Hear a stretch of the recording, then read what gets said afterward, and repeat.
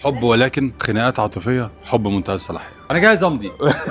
انا مبسوط ان انا موجود في المهرجان، ومبسوط ان انا موجود معاكم، وانا يعني كتافلام وبحب الكتافلام. مدمن افلام يا حسن ولا؟ مدمن افلام طبعا جدا جامد. عايز اتعالج. لا مدمن ومش عايز اتعالج. نزلوا بقى خبر حسن رداد مدمن، شاهد ما هو ادمان حسن.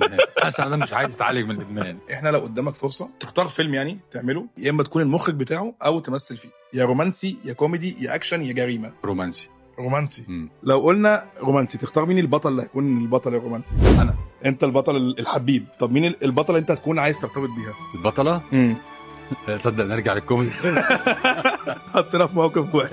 لا بس عايز التمثيل ده فيلم، احنا هنعمل بوستر للفيلم ده، نحط الابطال. طيب حد من جيل موجود دلوقتي ولا قبل اللي كده؟ انت شايفه ينفع.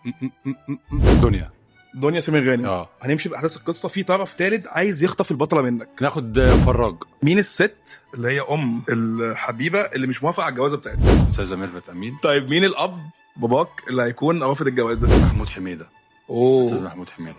حلو قوي. اخر حاجه بقى، في اكس طلع فجاه صاحبتك، هتكون مين؟ واحد ايه دنيا سمير غانم قالت لها ده كان وعدني بالجواز. انا شويكار في زوجة 13.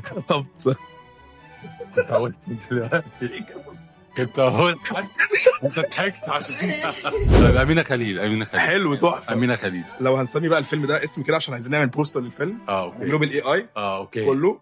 ممكن هي يبقى اسمها جولييت وهو اسمه رامي وجولييت.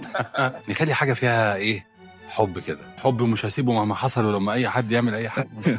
حب ولكن خناقات عاطفيه، حب منتهى الصلاحيه. ده يبقى اسم الفيلم، حب منتهى الصلاحيه. مفيش اسم كده تاني. حلو. حاسه هيبقى كاتشو. ايه اللي منتهى الصلاحيه؟ الناس اللي عندها فضول عايز تعرف.